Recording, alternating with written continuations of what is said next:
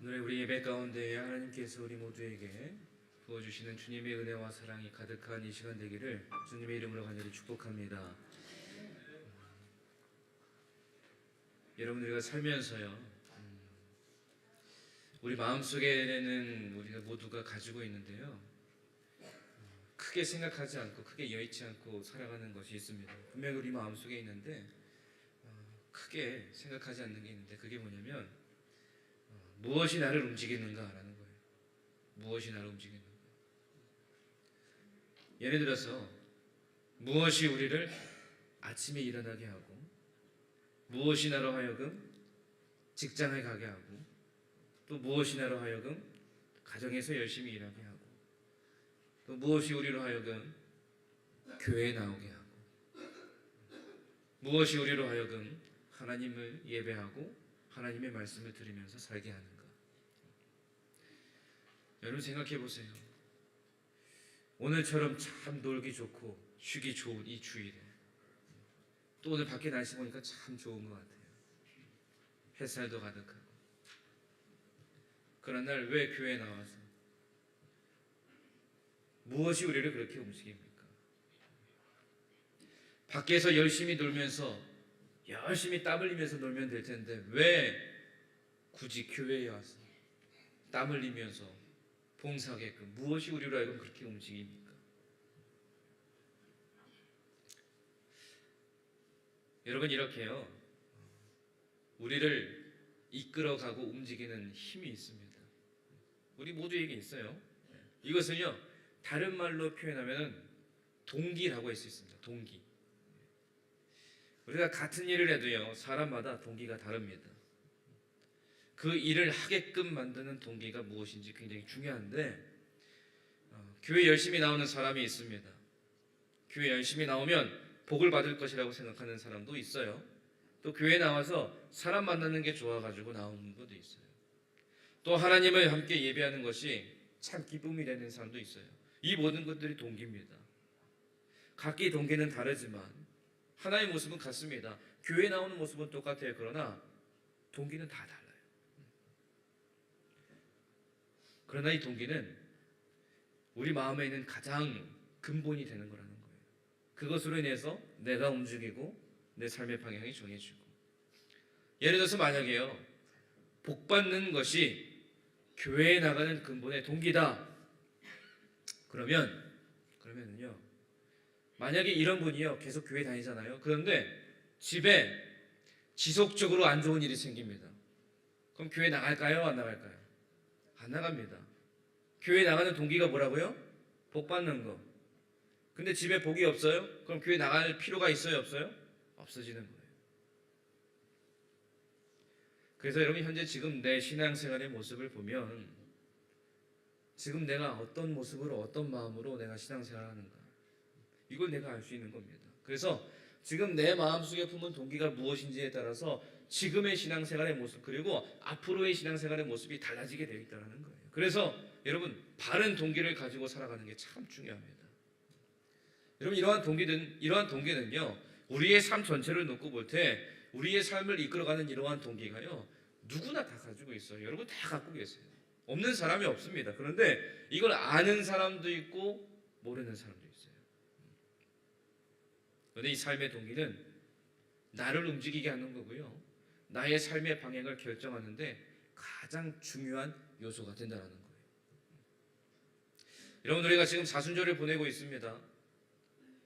여러분이 사순절을 시작하면서 어떤 마음의 동기를 가지고 이 사순절을 시작하셨습니까? 어떤 마음의 동기를 가지고 지금 이 사순절을 보내고 계십니까? 내가 어떤 마음의 동기를 가지고 시작했느냐, 내가 어떤 마음의 동기를 가지고 지금 보내고 있느냐에 따라서 이 사순절 기간 동안 여러분, 우리의 신앙의 모습이 달라지게 되어 있다는 거예요. 우리가 오늘 말씀을 통해서 우리가 무엇을 우리의 삶의 근본 동기로 삼으며 살아야 되는지 하나님의 지혜를 얻는 귀한 은혜의 시간이 되기를 주님의 이름으로 간절히 축복합니다. 오늘 14절의 말씀의 시작을 이렇게 합니다. 그리스도의 사랑이 우리를 강건하시는도다. 이렇게 시작합니다. 여러분, 이 말씀에 보면 강건하다라는 말이 있는데, 이 강건하다라는 말의 의미는 뭐냐면 하고 싶지 않은 것을 하도록 억지로 권한다라는 의미가 있어요. 하고 싶지 않은 것을 하도록 억지로 권한다. 이 말씀을 영어 성경으로 보면, 그래서 한국말로 다시 보면은요, 이런 표현이 있어요. 그리스도의 사랑이 우리에게 어떤 다른 선택도 할 수 없게 한다, 이런 뜻을 갖고 있어요.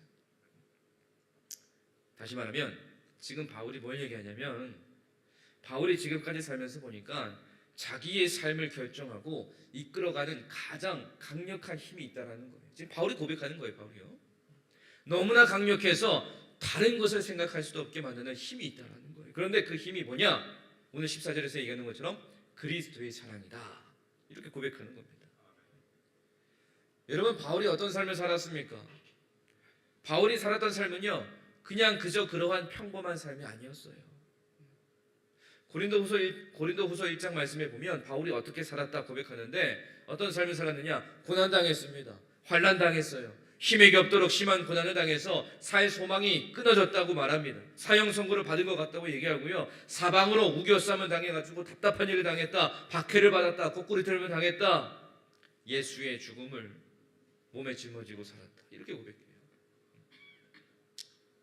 이 모든 것을 종합해 보면 바울이 어떻게 살았느냐, 정말 그의 삶은 사망이 그 안에서 역사하고 있는구나, 그렇게 느낄 정도로 정말 험난한 삶을 살았어요. 그러니까 바울의 삶을 보면 누구도 그렇게 살고 싶지 않은 그런 삶을 바울이 살았습니다. 근데 바울은 그렇게 살아갔어요.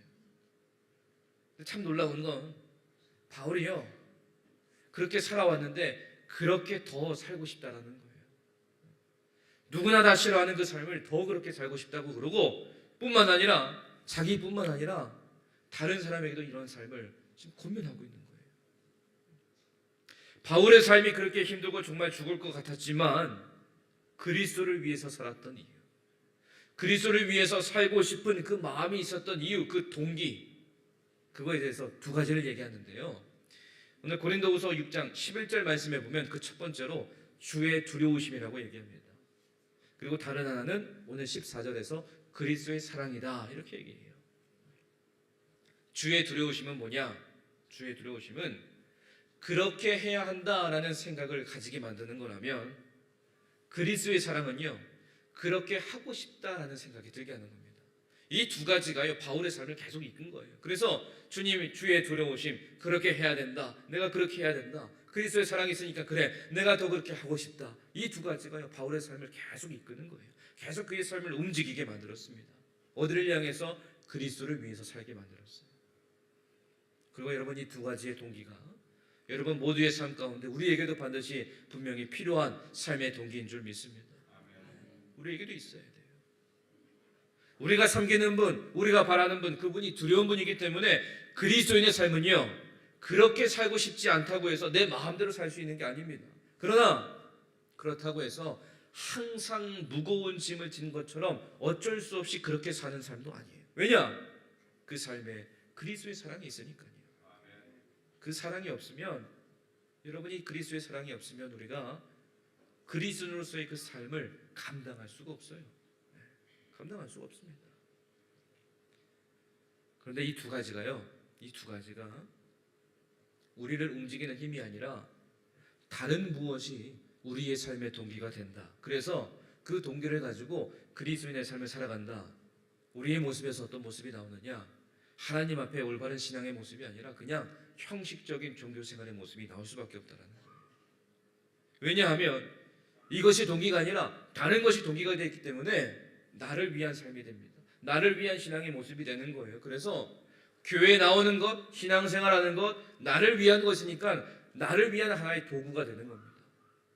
오직 나를 위한 신앙생활이 되는 거예요. 근데 바울은 그렇게 살지 않았다는 거예요. 그러면서 바울은 자신이 하는 모든 일들이요, 무엇을 위한 것인지를 정확하게 말합니다. 바울은 자기 자신을 위해서 물불 안 가리고 그렇게 하는 것이 아니라 누구를 위해서요? 오직 예수님을 위해서. 오직 예수님을 위해서 그렇게 살았다는 거예요. 여러분, 바울의 삶을 이끌었던 것은요, 자신의 영광이 아니었습니다. 바울을 이끌었던 것은 오늘 14절에서 고백하는 것처럼 그리스도의 사랑이었어요. 그래서 바울은 그리스도의 사랑이 무엇인지 정확하게 알았어요. 왜냐? 그리스도의 사랑에 이끌려서 삶을 살았기 때문에 그 그리스도의 사랑이 무엇인지 정확하게 알았습니다. 그래서 그것이 무엇인지 우리에게 설명할 수 있는 거예요. 그 사랑의 방법과 그 사랑의 목적 그리고 그 사랑의 결과에 대해서 오늘 말씀을 통해서 우리에게 전달해 주고 있는 겁니다. 그래서 그 사랑이 있었기 때문에 첫 번째로 우리에게 알려주는 것은 무엇이냐? 우리도 알고 있는 사실입니다. 무엇이냐? 14절 후반절의 말씀에 보면 한 사람이 모든 사람을 대신하여 죽었은즉 모든 사람이 죽은 것이다. 이렇게 얘기합니다. 여러분, 이 말씀에서 핵심은 뭐냐면 대신하여라는 말이에요. 대신하여. 여러분, 대신했다라는 말은요, 대신했다. 다시 말하면 이 말씀을 통해서 우리에게 얘기하는 것은 대신한 죽음이잖아요. 대신한 죽음. 대신했다라는 말은요, 그 말에 뭐가 포함되어 있냐면 우리가 죽어야 했다라는 의미가 포함되어 있는 겁니다. 우리가 죽어야 했는데 대신 죽은 거예요. 자, 그러면 우리가 왜 죽어야 했습니까? 우리가 왜 죽어야 됐어요? 로마서 6장 23절에 보면 죄의 삭은 사망이요 이렇게 말합니다. 로마서 5장 12절 말씀에 보면 모든 사람이 죄를 지었으므로 사망이 모든 사람에게 이르렀느니라 이렇게 말씀합니다. 우리는요, 죄로 인해서 영적으로 죽은 자들이고 영원히 죽어야 할 자들이었습니다. 이것이 우리의 운명이었어요. 이것이 죄인인 우리를 기다리고 있었던 하나님의 심판이었습니다. 그런데 예수님께서요, 이걸 대신하신 거예요. 나를 대신하신 거예요. 내가 있어야 할 그 자리에 예수님이 서신 겁니다. 여러분, 예수님께서도 스스로 이 땅에 오신 목적에 대해서 이렇게 말씀하셨어요. 마태복음 20장 28절의 말씀에 인자가 온 것은 섬김을 받으려 함이 아니라 도리어 섬기려 하고 자기 목숨을 많은 사람의 대속물로 주려 함이니라 이렇게 말씀하셨어요. 그리고 우리가 성경을 보면 예수님에 대해서 예언된 성경의 말씀들을 쭉 보면은요, 우리의 모든 죄 때문에 예수님께서 죽임을 당하실 것이다. 그리고 당하셨다. 이렇게 얘기합니다. 우리 모두의 죄악을 우리에게가 아니라 누구에게? 예수님에게 담당하게 하셨다라는 거예요. 그리고 이러한 모든 예수님의 삶과 그리고 예수님의 죽음 그리고 예수님의 부활을 지켜보았던 베드로가 이렇게 얘기합니다. 베드로전서 2장 24절에 친히 나무에 달려 그 몸으로 우리 죄를 담당하셨다 이렇게 얘기합니다. 예수님께서 모든 사람을 대신하여서 죽으셨기 때문에 모든 사람이 죽은 겁니다. 그래서 예수님의 죽으심이 모든 사람의 실제의 죽음에서 건져내신 사건이 되는 거예요. 예수님이 여러분 나를 대신해서 죽으신 거예요. 예수님이 우리를 대신해서 죽으신 겁니다. 그래서 우리 모두는 죽은 거예요. 모든 사람이 모든 사람을 대신할 수 있는 한 사람의 죽음으로 충분했어요. 여러분, 이게 얼마나 감사한 일이에요. 내가 죽어야 했는데 나를 대신한 주님의 사랑 얼마나 감사합니까? 예수님께서 우리를 대신해서 죽으셨다라는 게 여러분 얼마나 큰 사랑입니까? 여러분이 큰 사랑을 여러분이 안중간 다시 한 번 더 깊이 묵상하시면서 사시는 여러분들의 삶이 되기를 간절히 소망합니다. 예수님의 이 사랑은요, 희생의 사랑이었어요. 예수님 입장에서는요, 아쉬울 게 없었습니다. 그런데 반대로요, 포기해야 될 게 너무나 많으셨어요. 빌립보서 2장 6절에서 8절 말씀에 보면 그는 근본 하나님의 본체시나 하나님과 동등됨을 취할 것으로 여기지 아니하시고 오히려 자기를 비워 종의 형체를 가지사 사람들과 같이 되셨고 사람의 모양으로 나타나서 자기를 낮추시고 죽기까지 복종하셨으니 곧 십자가에 죽으심이라 이렇게 기록합니다. 창조의 하나님으로서 창조의 아버지가 되시는 우리 예수님께서 굳이 이런 희생을 할 어쩔 수 없는 이유가 있으신가요? 아니에요. 없으세요. 그런데 예수님 그렇게 하셨잖아요. 조건 없이 우리에게 사랑을 베풀어 주셨습니다. 구원할 자들의 어떠함이요 고려되지 않았습니다. 예수님께서 따지신 게 아니에요. 이 사람 구원해주면 이렇게 잘할 것 같아. 이 사람 구원해주면 잘할 것 같아. 그게 아닙니다. 구원받고 나서 얼마나 잘 살 수 있는지 사람인지 이러한 자격조차 고려되지 않았습니다.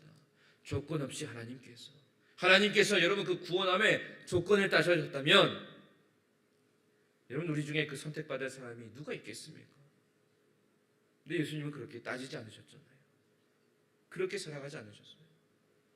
에베소서 1장 4절에서 5절의 말씀에 보면 곧 창세전에 그리스도 안에서 우리를 택하사 우리로 사랑 안에서 그 앞에 거룩하고 흠이 없게 하시려고 그 기쁘신 뜻대로 우리를 예정하사 예수 그리스도로 말미암아 자기의 아들들이 되게 하셨으니 라고 고백합니다. 하나님께서요, 이 말씀처럼 하시기를 기뻐하셨다라는 거예요.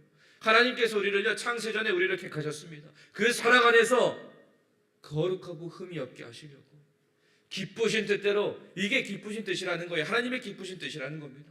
그 기쁘신 뜻을 가지고 하나님께서 우리를 사랑하셨기 때문에, 사랑하시기로 작정하셨기 때문에, 그래서 어떠한 조건이 없는 거예요.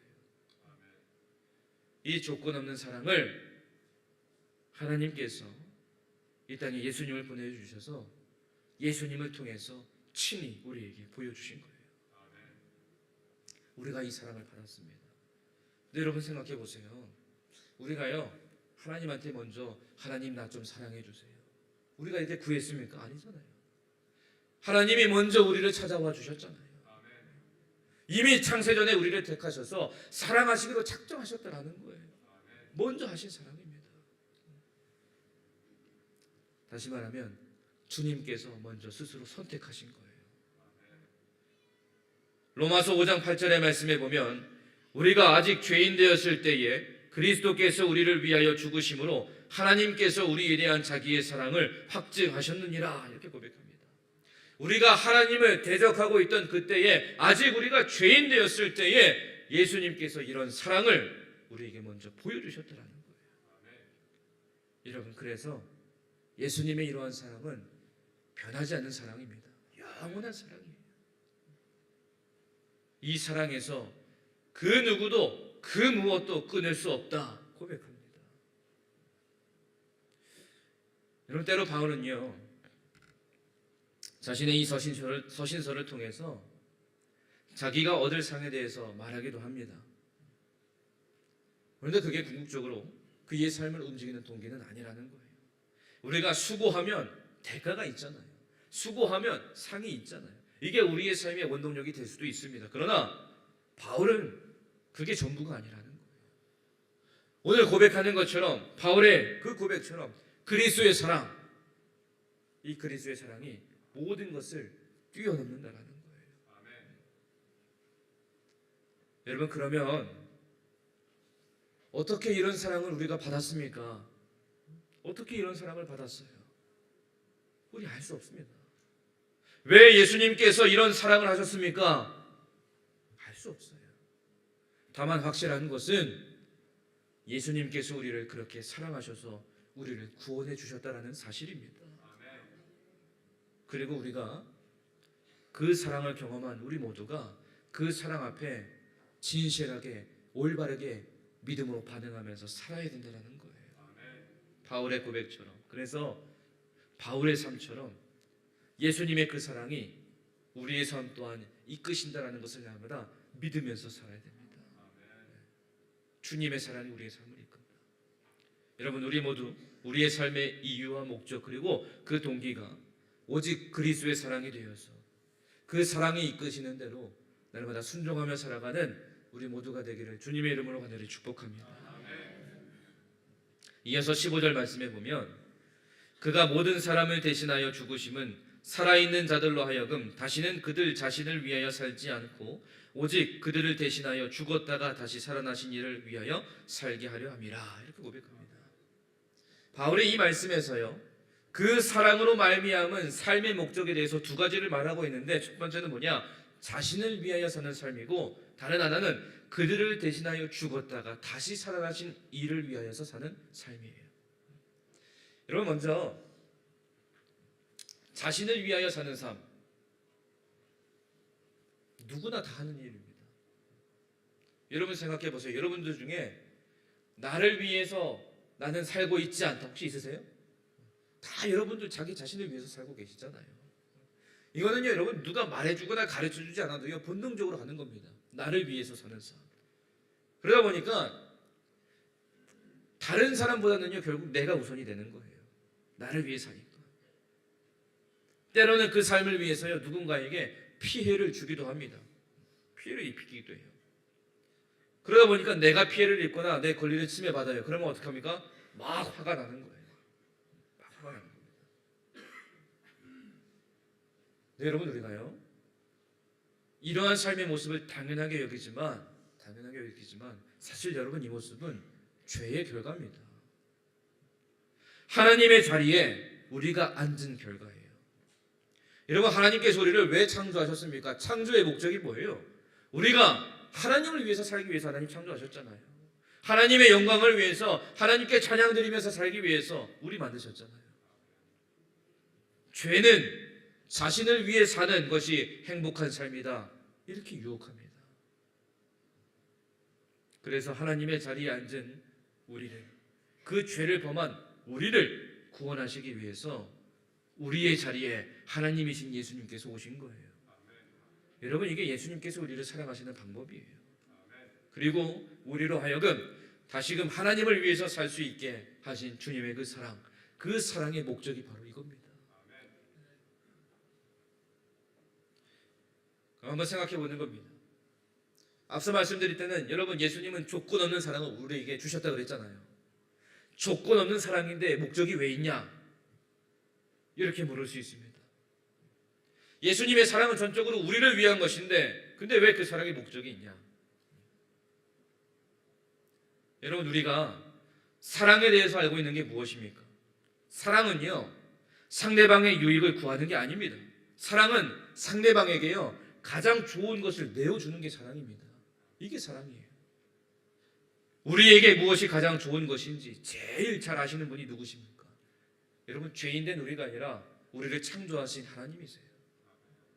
하나님께서 우리를 바라보실 때요 우리에게 제일 좋은 것이 무엇인지 가장 잘 아시기 때문에 우리의 최고의 만족, 우리의 최고의 기쁨이 무엇인지 하나님께서 아시기 때문에 하나님이 그 사랑을 우리에게 주시는 거예요.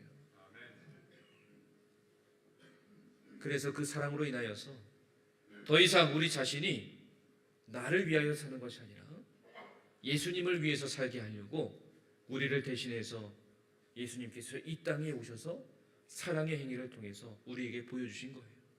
나를 대신해서, 우리를 대신해서 죽으신 그 사랑의 모습.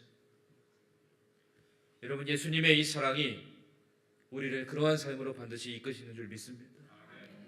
내가 아닌, 우리가 아닌 예수님을 위해 살아가도록 그리스도의 사랑이 그렇게 이끄신다는 거예요.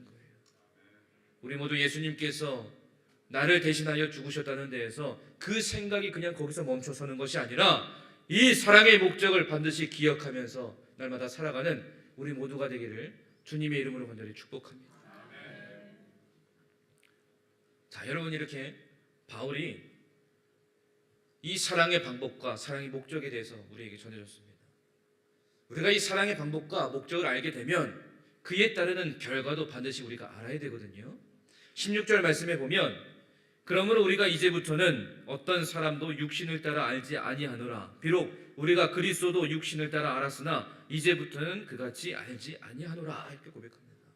여러분 이 말씀을 보면 두 번 표현되는 단어가 있습니다. 그게 뭐냐면 이제부터라는 거예요. 이제부터는. 다시 말하면 과거와 지금 현재 무엇이 달라져야 하는지 말하는 거거든요.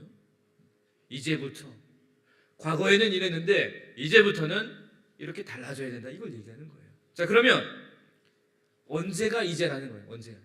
이 이제부터가 언제냐라는 겁니다. 여러분 기억하세요. 이게 언제냐면 지금입니다. 지금. 구원받고 난 후 매 순간순간이 이제인 거예요.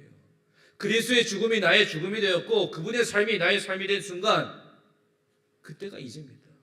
내가 회개하고 돌이켜서 죄사함을 받은 그 순간이 이제입니다. 내가 원수에서 하나님의 자녀가 된 그 순간부터 매 순간순간이 이제인 거예요. 이제부터 과거와 지금이 달라져야 한다는 거예요. 바울이 그랬습니다. 여러분 바울은 자신의 육체, 다시 말하면 과거에 자신의 화려한 이력들을 자랑하고 신뢰하고 가치 있는 것으로 여기면서 살았어요. 따라서 사람을 평가할 때도 아마 이렇게 평가했을 겁니다. 율법에 대한 해석에 기초한 전통을 칼같이 지키는 사람들을 존경했고요. 그들에게 의로운 사람이다 아마 이렇게 생각했을 거예요. 그래서 오직 참된 유대인들, 할례받은 유대인들, 그들만이 하나님의 백성이고 이방인들은 상종도 안 했을 겁니다. 육신을 따라 살았으니까. 여러분, 우리도 마찬가지예요. 우리가 가치 있게 여기고요, 좋아하는 것을 따라서 사람을 평가하면서 우리가 살고 있지 않습니까? 예를 들어서 이런 거예요. 내가 좋아하는 게 있습니다. 그런데 어떤 사람을 보니까 똑같이 그걸 좋아하는 거예요. 그럼 여러분, 그 사람이 좋아집니다. 그런데 그게 아니면 신경도 안 써요. 나에게 이익이 되는 것을 이 사람이 가지고 있다 그러면 이 사람을 따릅니다. 그런데 아니면 쳐다도 안 봅니다. 나에게 득이 안 되니까. 나를 좋게 봐주고 좋아해주는 사람을 좋아하고 그렇지 않은 사람은 싫어합니다. 여러분, 이렇게 우리는 사람을 평가하면서 살고 있어요. 바울도 그렇게 했다라는 거예요. 바울도 그리스도도 육신을 따라 알았다 이렇게 고백합니다. 여러분, 바울에게 있어서 예수님은 누구였냐면요, 스스로를 메시아라고 얘기하면서 사람들을 미혹시키고 전통을 무너뜨리는 이단 중에 이단이었습니다. 바울에게 있어서요. 자신들이 견고히 지켜오던 율법을 무너뜨린 자가 누구였습니까? 바울에게 있어서 예수님이 그러한 사람이었어요. 바울이 예수님을 육신으로 알았을 때 그랬다라는 거예요. 그래서 바울이 어떻게 살았습니까? 예수님을 믿는 사람들 잡아다가 옥에 가두고 죽이는 일에 앞장섰잖아요. 그런데 더 이상 아니라는 거예요. 이제는 그렇게 그리스도를 알지 않는다라는 겁니다. 이제는 바울이 그리스도를 위해서만 사는 자가 되었다라는 거예요. 예수님이 자신을 대신해서 죽으셨고 그 결과 새로운 피조물이 되었기 때문이에요. 오늘 17절 말씀, 그런즉 누구든지 그리스도 안에 있으면 새로운 피조물이라 이전 것은 지나갔으니 보라 새 것이 되었도다 이렇게 고백합니다. 여러분, 누구든지 그리스도 안에 있으면 새로운 피조물인 줄 믿습니다. 그리스도와 함께 죽었고 그리스도와 함께 사는 거예요. 이제는 이전에 좋아하던 것, 사랑하던 것, 가치 있게 여겼던 것들 다 지나간 겁니다. 나를 움직이게 하고 나의 삶의 방향을 결정하고 이끌었던 삶의 이유와 목적, 동기 다 지나간 거예요. 이제 나에게 더 이상 의미가 없는 겁니다. 합당하지 않은 거예요. 예수님께서, 그리스도께서 내 자리에서 대신 죽으신 것처럼 이제는 예수님께서 내 자리에 사시는 거예요. 여러분, 이게 예수님께서 우리를 사랑하시는 결과예요.